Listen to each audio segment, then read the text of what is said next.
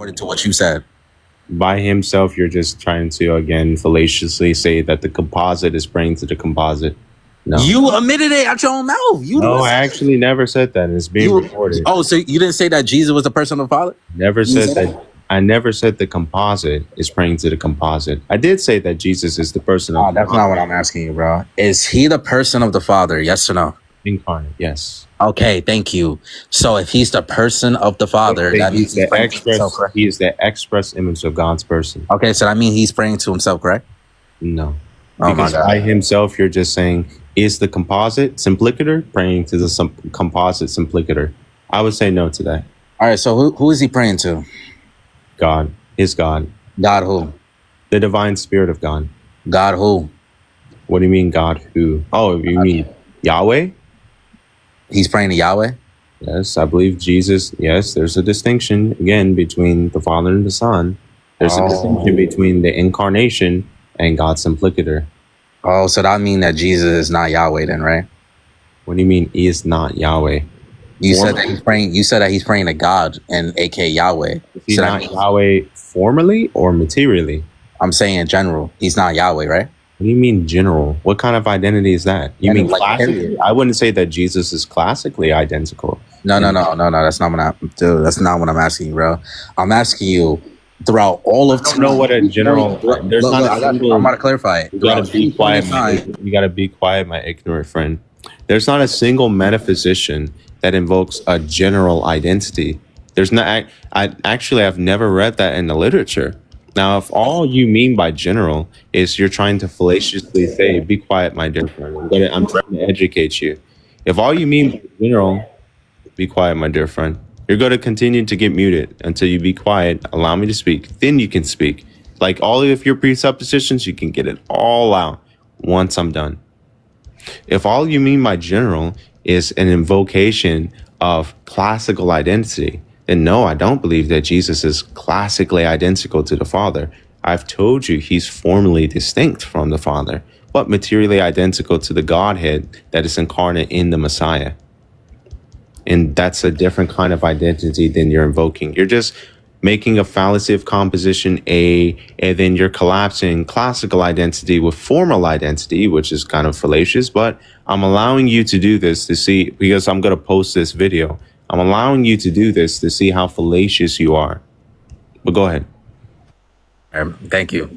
Notice how I'm not asking you that at all. You're literally talking, you're like assuming that that's what I'm presupposing in this conversation. That's not what I'm doing. I'm asking you very clearly if any point in time was Jesus ever Yahweh, or did he remain Yahweh eternally from the beginning until the end? Yes or no?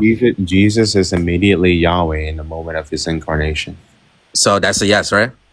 He's immediately Yahweh. Is that a yes?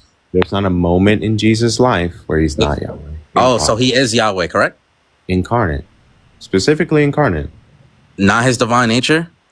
What do you mean not his divine nature? He says specifically incarnate. The divine nature is what's incarnate. Oh my God. Formally, the divine nature. But materially, it would be the hypostasis. All right, so him as a human, he's not Yahweh? What do you mean him as a human? When he became a human being, is he still Yahweh, yes or no? What do you mean him as a human? I don't know what that means. When he took on flesh, is he still Yahweh, yes or no? He is human. That's an I'm asking you that, bro. Oh my God. That's an essential. Be quiet, my dear friend. That's an essential quality of the Son of God. Again, you're presupposing that I have an eternal divine Son person that comes into. Be quiet, my friend. You're presupposing yes, actually. You're presupposing I have an eternal Son person that assumes human nature and then can be said to be humanly a man and also finally God. I believe the Son of God is the incarnation. So he is immediately God and immediately man in the moment of the incarnation. You're just making a fallacy of composition again. And again, you're presupposing your theology into mine, and you're not allowing me to speak. But go ahead. I just want this to be very clear to the audience. But go ahead. I'm not allowing you to speak, but yeah, you're the one keeping muting me. That's crazy. I have to because you're not allowing me to speak. Yes. What do you mean? I'll let you speak this whole time. You just cut me off in my sentence. You cut me off. Okay, all right. So, anyways, once again, bro, I'm literally like, yo, bro, this is so great. It's so hard to like for you to track the conversation. You admitted that Jesus is the person of the Father. I said, okay, cool. Yeah, Yahweh, right? And I said, wait. I want to make sure that you're listening. Hold on, don't cut me off. I didn't make sure that you're. I ain't cut. Be quiet, my dear friend. I want to make sure that you're listening, my ignorant friend.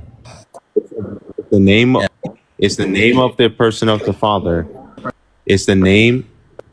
I'll wait for you to be. Yeah. Here we go. It's the name of the person of the Father. Quote, the Father, in my view. Go ahead. I want to make sure you're tracking. So when the Father, aka the Jesus, name of the person. Let me finish. Again, it's the name of the person of the Father. Quote, the Father, in my view. Yes or no? I answered your question. You didn't answer mine. I actually did. I said the Son is constituted from two distinct ontological principles. You ain't answer my question. No, you didn't. No, you didn't. Answer my question. Ontologically you did not answer my question. No, you didn't. No, you did not. Actually. No, you did not. I did actually. You waffling. I did actually. I said, in my view. Anyway, going back, I said, in my view, is the name of the person of God, quote, God the Father. Yes or no? I want a very clear answer to that. Go ahead. I answered your question. You ain't answer mine.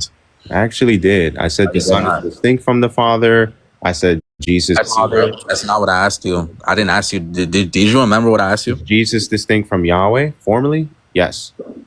That's not what I asked you. That. Do you remember? What did you ask? All right. So when I said, who was Jesus praying to? You said God, Yahweh. I said, okay, cool. I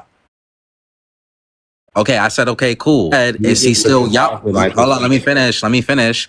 I said, is he still Yahweh even as a human being? Yes or no? And you didn't answer that question. And I said, I don't know what that means for you. You sound like you're... I'm talking about you, your perspective, you.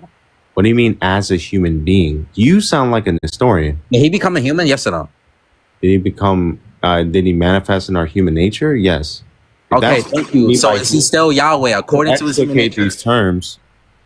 Be quiet, my dear friend.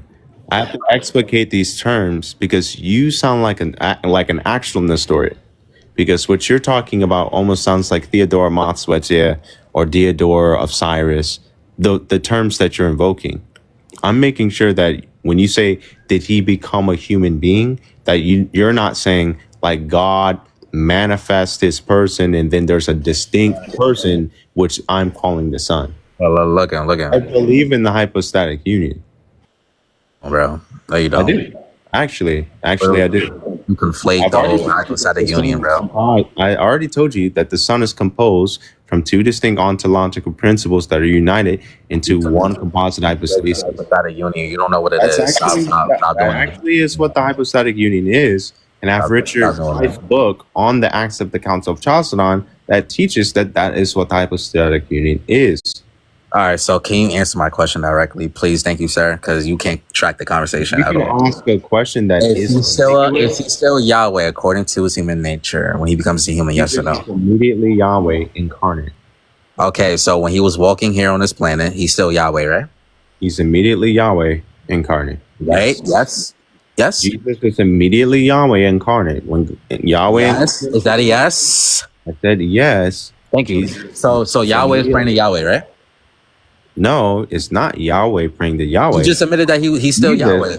It's not Yahweh praying to Yahweh.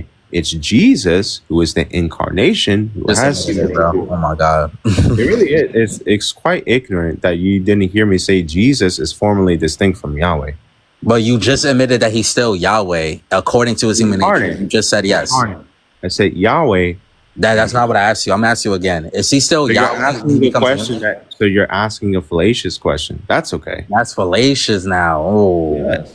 So Yahweh didn't walk this earth, correct? I don't believe that Yahweh, Simplicator, walked this earth. Oh my God. What does that mean? Oh my God. So God himself, who is Yahweh, didn't walk this earth? I don't believe Yahweh Simplicator walked this You earth. just admitted that. You Yahweh said you believe in the incarnate. hypostatic union, bro. Yahweh incarnate walked this earth.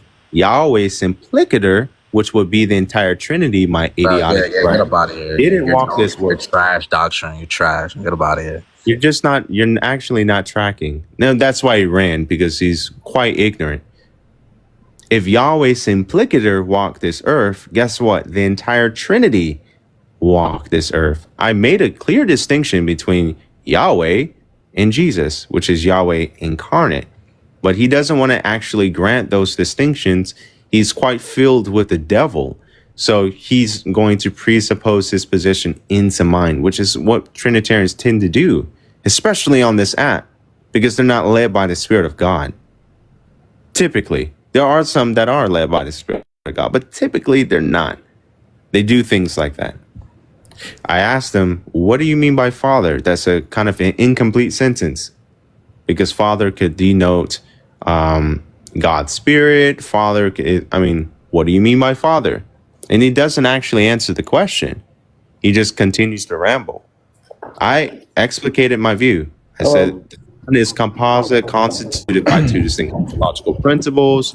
The Father is a divine constituent in the Son, ontologically continuous with the Father. I've explicated all of these things. I said the Son's identification. Yeah, what's up? I'm almost done.